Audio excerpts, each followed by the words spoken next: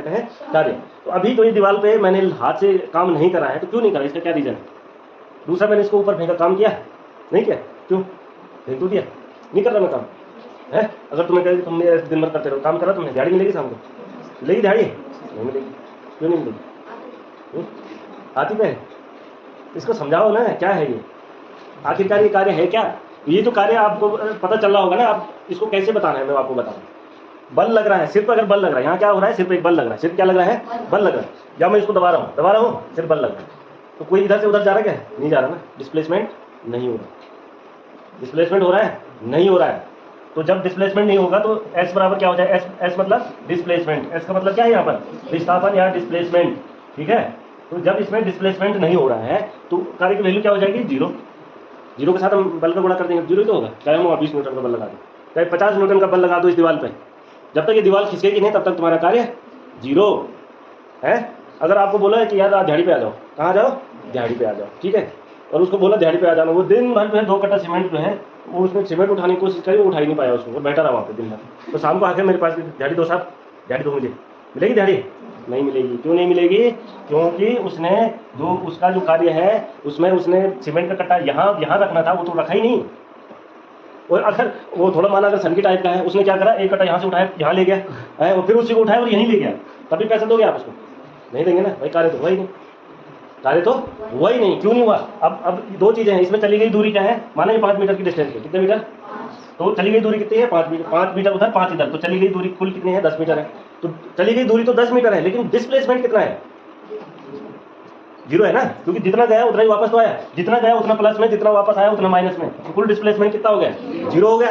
तो अब उसने जब विस्थापन करा ही नहीं, जब उसका डिस्प्लेसमेंट जीरो हो गया, तो उस कंडीशन में वर्क हो जाता है जीरो। वर्क क्या हो जाता है, जीरो, अर्थात W बराबर F इंटू एस, अर्थात कार्य बराबर बल गुणा गया विस्थापन। और जो इसका SI मात्रक होता है वो क्या होगा, यहाँ देखो, अब मात्रक कैसे निकालना, आप यहाँ पर देख सकते हो कि W बराबर क्या होता है, F इंटू एस। तो F का मात्रा क्या होता है, बल का मात्रा क्या होता है, न्यूटन, बताया था ना पिछले पार्ट में, बल का मात्रा क्या होता है, न्यूटन, और विस्थापन का मात्रक, दूरी का मात्रक क्या होता है, किसमें लाते हो आप, दूरी किलोग्राम में, मीटर, किसमें लाते हो, मीटर। तो कार्य का मात्रक हो गया newton into metre, newton into metre. लेकिन इसको हम क्या है, साइंटिस्ट के नाम पे रखते हैं, तो इसका जो मात्रक है वो है जूल। क्या है, जूल। तो लिख लीजिए, कार्य का मात्रक जूल होता है, और कार्य का जो फॉर्मूला है वो W बराबर F इंटू एस, W बराबर F इंटू एस।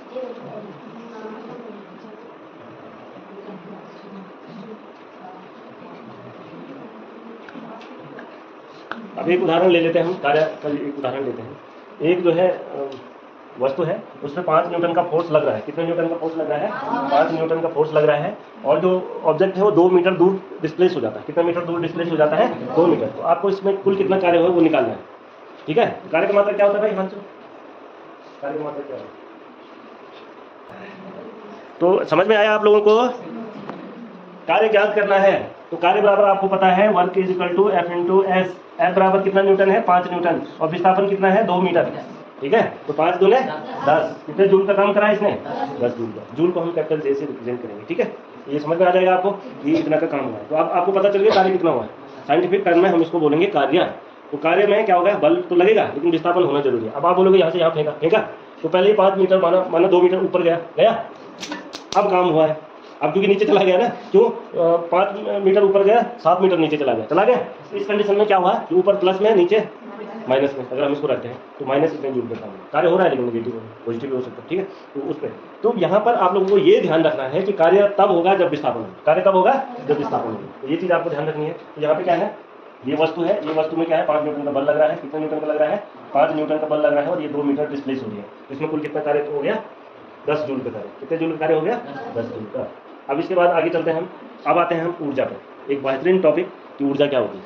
तो किसी भी कार्य करने की जो कैपेसिटी है, किसी भी कार्य को करने के लिए, ठीक है, या जो the energy possessed by an object is thus measured in the term of capacity of doing work. यानी कि किसी कार्य को करने की जो क्षमता है वो किस पे डिपेंड करेगी, ऊर्जा पे। यानी कि ऊर्जा वह राशि है या वह क्वांटिटी है जो किसी कार्य को करने के लिए उत्तरदायी होती है। अगर मैं इसको यहाँ से फेंक रहा तो किसकी सहायता से फेंक रहा हूँ, ऊर्जा है ना मेरे अंदर। क्या है मेरे अंदर, ऊर्जा है, तभी तो फेंक रहा हूँ। अगर मैंने 20 दिन से खाना ही नहीं खाया, 20 दिन से क्या नहीं खाया, खाना नहीं खाया, और बोले 1 कट्टा सीमेंट ले जाए यहाँ से उधर, ले जा पाऊंगा मैं, क्यों नहीं ले जा पाऊंगा? ऊर्जा खत्म हो गई मेरी अंदर से, खाना नहीं जाएगा तो ऊर्जा नहीं बनेगी। क्या नहीं बनेगी? ऊर्जा नहीं बनेगी। और जब ऊर्जा नहीं बनेगी तो कोई कार्य नहीं हो सकता है। तो आपने ऊर्जा को कैसे डिफाइन करना है कि किसी भी कार्य को करने के लिए ऊर्जा की आवश्यकता होती है, या किसी भी कार्य करने की जो कैपेसिटी होती है वो ऊर्जा पर निर्भर करती है। किस पर निर्भर करती है? ऊर्जा पर निर्भर करती है। ठीक है, आगे समझ में? तो किसी भी कार्य को करने के लिए किसकी आवश्यकता होगी? ऊर्जा की। बिना ऊर्जा के कार्य हो ही नहीं सकता, ये ध्यान रखना। तो किसी भी कार्य को करने के लिए क्या आवश्यकता होगी? ऊर्जा की आवश्यकता होगी। तो जो ऊर्जा का मात्रक है ये होता है, ये भी क्या होता है? जूल में होता है। ऐसा ही मात्रक क्या होता है? जूल में होता है। क्या होता है? जूल। ठीक है, तो जूल है। और अगर जूल कितनी मात्रा में, अगर 1000 जूल है तो कितना जूल है? 1000 जूल है। तो ये टोटल कितना हो जाता है बताओ? इसको हम 1 किलो जूल भी कह सकते हैं। जैसे 1000 ग्राम को 1 किलोग्राम कहते हैं ना, इसी तरह से 1000 जूल को हम 1 किलो जूल कहते हैं। 1 किलो जूल कहते हैं। ठीक है, तो लिख लो ऊर्जा का मात्रक जूल, किलो जूल, जूल लिखना चाहिए। ठीक है, अब बात करते हैं कि जो ऊर्जा है वो किन किन रूपों में पाई जा सकती है। तो ऊर्जा के अनेक रूप हैं। ऊर्जा के क्या है? अनेक रूप हैं। अगर कोई वस्तु गतिशील है तो काइनेटिक एनर्जी हो गई। ठीक है, दूसरा क्या है? अगर कोई किसी वस्तु की अपनी स्थिति की वजह से क्या है ऊर्जा संचित कर रखी है तो वो हो गई, क्या हो गई? स्थितिज ऊर्जा, काइनेटिक ऊर्जा। ठीक है, केमिकल ऊर्जा, सोलर एनर्जी, सौर ऊर्जा है, न्यूक्लियर एनर्जी, न्यूक्लियर ऊर्जा, नाभिकीय ऊर्जा। ठीक है, विद्युत एनर्जी, इलेक्ट्रिकल एनर्जी। आ रही बात समझ में? तो ऊर्जा के अनेक रूप हैं। मेनली यहाँ पे क्या है? जैसे काइनेटिक एनर्जी है, पोटेंशियल एनर्जी है। ठीक है, तो काइनेटिक एनर्जी और पोटेंशियल एनर्जी जो है ये मिलकर के बनाती है मैकेनिकल एनर्जी। मैकेनिकल इंजीनियर भी बनते हैं। ठीक है, अगर भविष्य में तुम्हें क्या बोलते हैं पॉलिटेक्निक करना है तो क्या है, अगर मैकेनिकल इंजीनियरिंग करनी है तो उसमें आप मैकेनिक्स के बारे में पढ़ोगे। ठीक है, जैसे गाड़ी चल रही है, वर्क हो रहा है ना।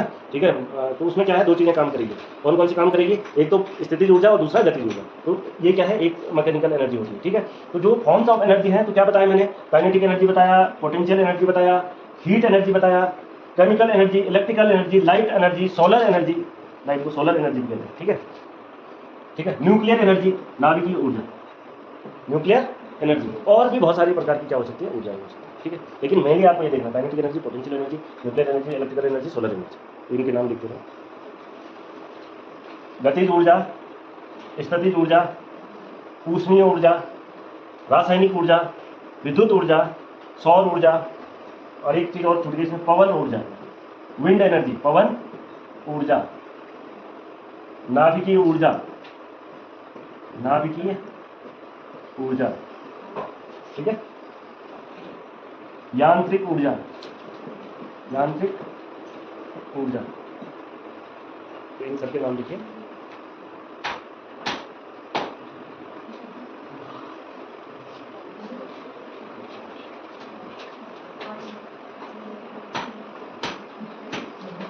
जो काइनेटिक ऊर्जा है इसमें क्या होगा बताओ? जो काइनेटिक एनर्जी है वो क्या होगा? किसी भी ऑब्जेक्ट के द्वारा जो काइनेटिक एनर्जी है वो उसकी क्या है? मास, द्रव्यमान, और जो उसकी वेलोसिटी है। ठीक है, उसके जो उसका क्या है? मास, और जो उसकी वेलोसिटी है उसके क्या होगा? गुणनफल के बराबर, 1/2 mv² के बराबर होगा। वेलोसिटी का क्या है? स्क्वायर। ठीक है, तो किसी भी वस्तु में जो काइनेटिक एनर्जी है, गतिज ऊर्जा है। ठीक है, अब जब ये चल रहा है ना तो किस वजह से चल रहा है? ये ऊपर जा रहा है ना, किस वजह से? गति के कारण। तो गति के कारण अगर कोई ऊर्जा है तो उसको हम कहेंगे गतिज ऊर्जा, गतिज ऊर्जा। ठीक है, और इसका फॉर्मूला होता है E k = 1/2 द्रव्यमान गुणा गए वेलोसिटी का वर्ग। देखो, द्रव्यमान गुणा गए वेलोसिटी का वर्ग, 4 मीटर प्रति सेकंड है ना।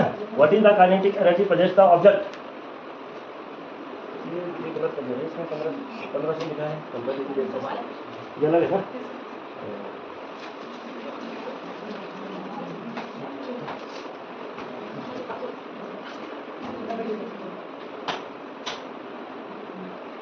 अब यहाँ देखो भाई, एन ऑब्जेक्ट ऑफ 15 kg, कितने केजी का? कितने केजी भाई? 15 kg। 15 kg का कोई ऑब्जेक्ट है और यहाँ इसकी वेलोसिटी है 4 मीटर पर सेकंड। ये वाला एग्जाम्पल अलग है, वो सिर्फ क्वेश्चन पूछ रहे हैं। ठीक है, आप इस पे आइए। आप तो वस्तु का द्रव्यमान कितना है? 15 kg, वेलोसिटी है 4 मीटर प्रति सेकंड। कितने मीटर? 4 मीटर पर second. What is the kinetic energy present by the object? तो ऑब्जेक्ट की काइनेटिक एनर्जी के लिए फॉर्मूला याद होना चाहिए, क्या है? E k = 1/2 mv²। लिख दिया हमने, याद कर लो उसको, परीक्षा में क्वेश्चन पूछा जाएगा। ठीक है, इसको आप सिंपली इसको सॉल्व कर लेंगे। यहाँ पे कर दिया, तो 1/2 mv², ठीक है।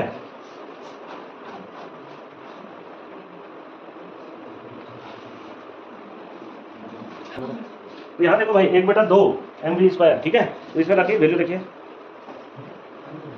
तो यहाँ पे ये 2 यहाँ पर नहीं है, ये कहाँ पे होगा? यहाँ देखो 1/2 गुणा के द्रव्यमान कितना है? शिवराज द्रव्यमान कितना है? वस्तु का द्रव्यमान कितना है? हाँ 15, कितने केजी? 15 केजी गुणा के वेलोसिटी कितनी है? 4 मीटर पर सेकेंड, ठीक है। तो क्योंकि वेलोसिटी का वर्ग है ना, ये हो जाएगा 2 दूने 4 दूने और 15 8 120। तो कितने जूल काइनेटिक एनर्जी है इस ऑब्जेक्ट में? 120। तो हो जाएगा, कोई दिक्कत तो नहीं? किसी को कोई दिक्कत उसको होगी जो फॉर्मूला याद नहीं करेगा। जो फॉर्मूला याद नहीं करेगा उसके लिए तो महाभारत है, ठीक है। अब यहाँ पे आप ध्यान दो, ये गेंद ऊपर से नीचे जा रही है, जा रही कि नहीं जा रही है? तो इसमें क्या हो रहा है? यहाँ से ये बॉल यहाँ तक जा रही है, जा रही कि नहीं जा रही है? और एक जगह पे स्टेबल हो जा रही है, फिर नीचे आ रही है। तो ऐसे क्यों हो रहा है? ऐसा क्यों? इसकी काइनेटिक एनर्जी ट्रांसफर हुई ऊपर, किसमें? पोटेंशियल एनर्जी में। अगर हम यहाँ पे किसी वस्तु को ऐसा रख देंगे तो इसमें कौन सी ऊर्जा है? कुछ ऊर्जा इसमें नहीं है? है तभी तो नीचे आ रही है। लेकिन अभी ये नीचे से ऊपर आ रही है क्या? नीचे से ऊपर नहीं आएगी, क्यों नहीं आएगी? उस समय उसमें ऊर्जा पोटेंशियल एनर्जी नहीं है। लेकिन हम अगर थोड़ा ऊपर रखेंगे तो इसमें क्या संचित हो जाएगी? जो काइनेटिक एनर्जी है वो किसमें संचित हो जाएगी? पोटेंशियल एनर्जी में संचित हो जाएगी। फिर इस पोटेंशियल एनर्जी के कारण फिर काइनेटिक एनर्जी में, फिर काइनेटिक से पोटेंशियल में हो रही है, एनर्जी का ट्रांसफर हो रहा है यहाँ पे, ठीक है। तो यहाँ पे आप देखेंगे कि जो काइनेटिक एनर्जी है of an object mass m moving with a velocity of 15 metre पर सेकेंड, ठीक है, is 25 joule. What will be its kinetic energy when velocity is doubled, ठीक है। अगर वेलोसिटी इतनी है तो उस समय उसकी काइनेटिक एनर्जी कितनी है, और अगर इसकी वेलोसिटी को डबल कर दिया जाए तो उसकी काइनेटिक एनर्जी क्या होगी? करिए इसको। कोई ऑब्जेक्ट है हमारे पास, ठीक है, क्या हमारे पास कोई ऑब्जेक्ट है जिसकी वेलोसिटी है 15 मीटर प्रति सेकेंड, 5 मीटर, कितना मीटर? 5 मीटर पर सेकेंड है, और उसकी जो एनर्जी है उस समय काइनेटिक वो है 25 जूल। कितने जूल है? 25 जूल है। तो अगर हम इसकी वेलोसिटी को डबल कर दें, वेलोसिटी को क्या करते हैं? डबल करते हैं, तो इसकी जो काइनेटिक एनर्जी है वो कितनी होगी? ये सॉल्व करो अभी तुरंत। क्या है जिसका द्रव्यमान है m? क्या है? द्रव्यमान पूछ रहा हूँ मैं, उस पर एनर्जी नहीं पूछ रहा हूँ। तो इसका द्रव्यमान है m, द्रव्यमान क्या है? m। वेलोसिटी कितनी है? 5 मीटर पर सेकेंड, ठीक है। और जो काइनेटिक एनर्जी है वो है कितना? 25 जूल। कितने जूल की है? 25 जूल की है, ठीक है। तो अगर हम क्या करते हैं, इसकी वेलोसिटी को डबल कर दें, ठीक है, इसकी वेलोसिटी को डबल कर दें तो क्या होगा? तो इसकी वेलोसिटी अगर हम डबल कर देंगे तो क्या होगा है? इसकी काइनेटिक एनर्जी 3 टाइम्स बढ़ जाएगी, ठीक है। हमारी बात समझ में? एग्जाम्पल है आपके इसमें, ये क्या हो रहा है यहाँ पर? ये भाई साहब ने क्या कर रखा है यहाँ पे? धनुष तान रखा है ना, तान रखा।